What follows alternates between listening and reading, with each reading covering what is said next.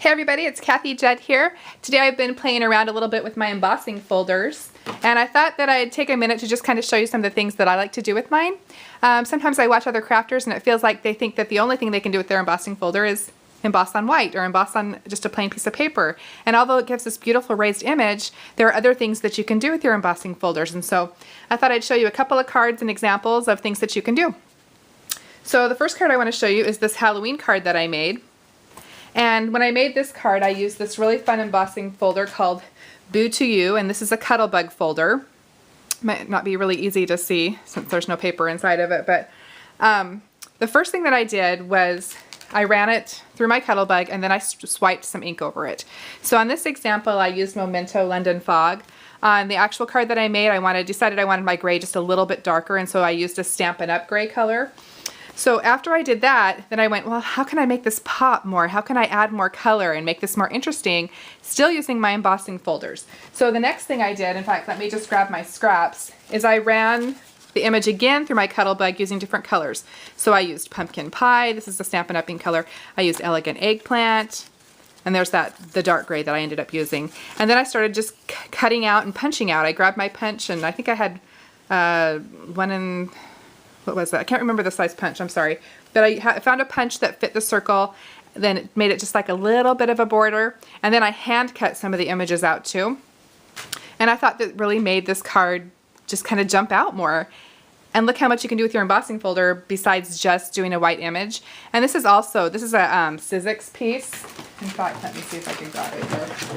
I'm sorry, Spellbinders, not S.O.S. But I grabbed this Spellbinders pack of nestabilities. This one's called Long Classic Scalloped Rectangles. And this one also, the pieces can be embossed. So I cut out the square that I wanted, I embossed it, I swiped gray ink over it to make it match with my gray, and then I embossed the word Happy Halloween on there.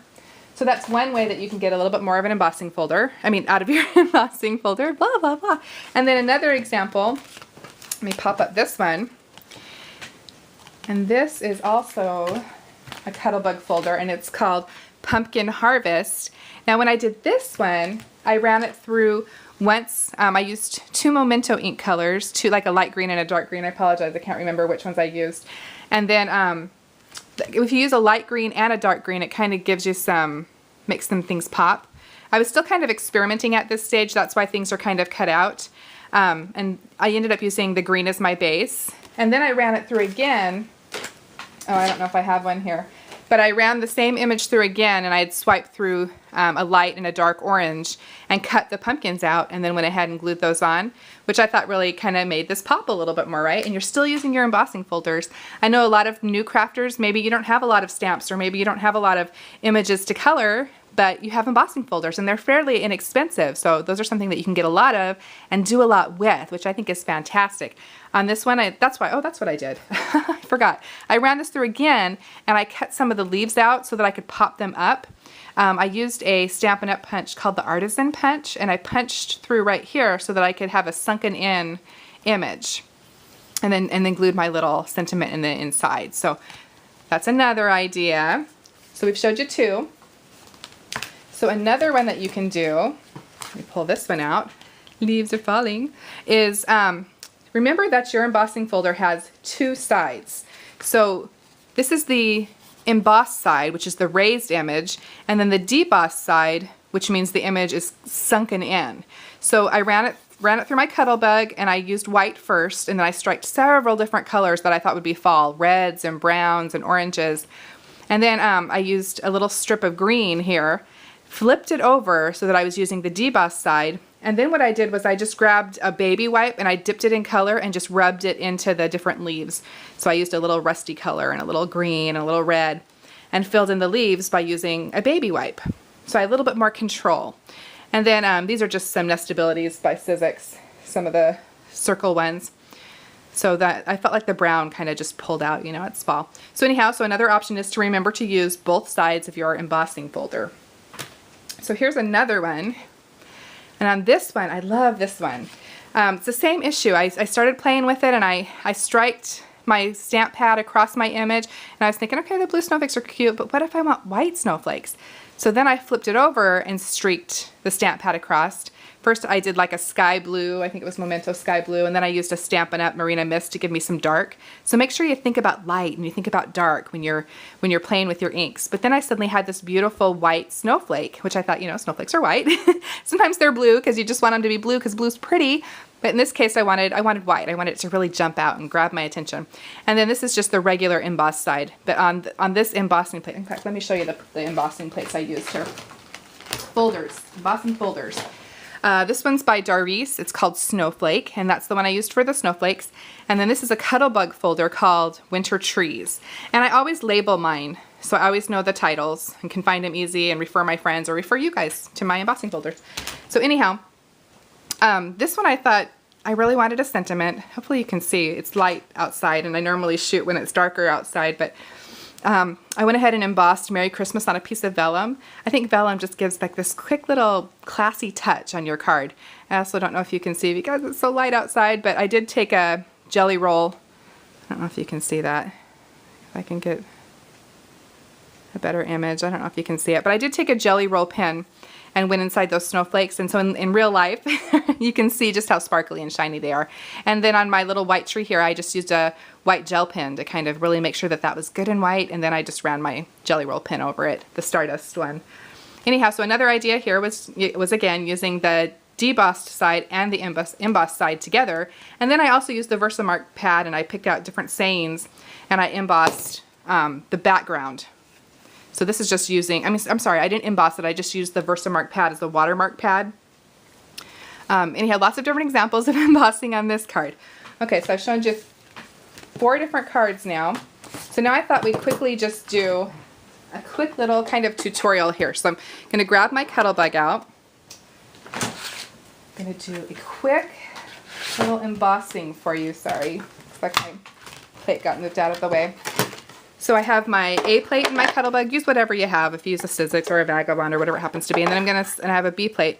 You'll notice on my B plate I marked an E. I have 2 plates that I try to use only for embossing so that my image is always nice and perfect. My cutting plates just get used so much that they just look terrible.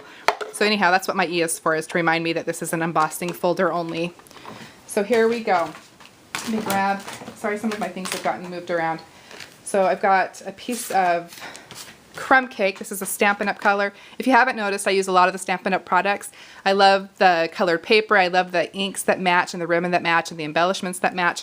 Anyhow, so I grabbed this wood grain folder, and this one's also by Doris. I buy a lot of my folders from Ben Franklin or from Hobby Lobby. And then we're going to slip this piece in. So we have A plate with a B plate on top. And then we'll go ahead and slip in our embossing folder in between the 2 B plates. And we'll go ahead and run this through.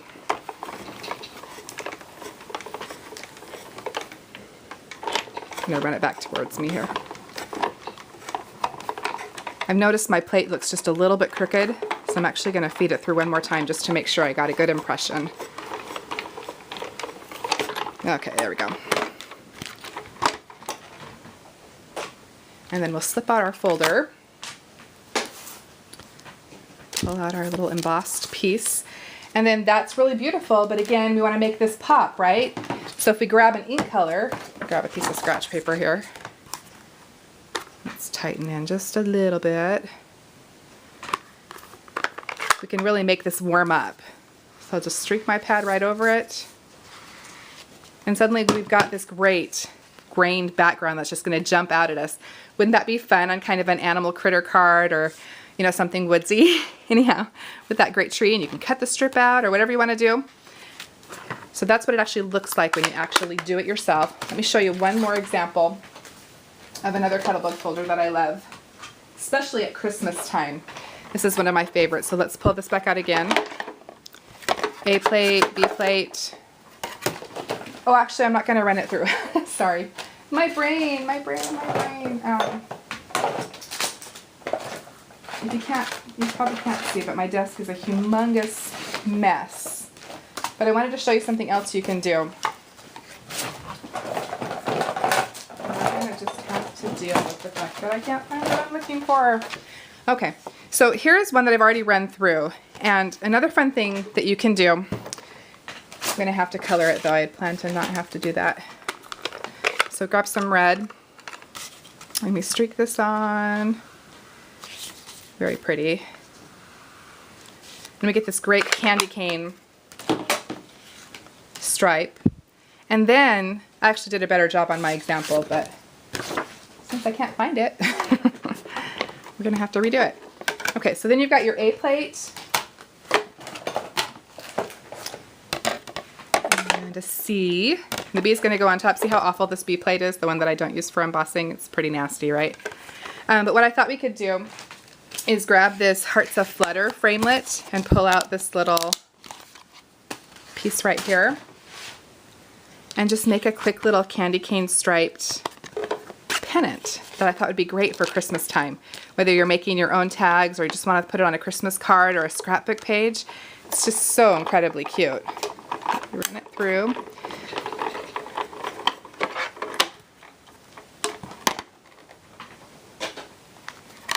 Slip this out.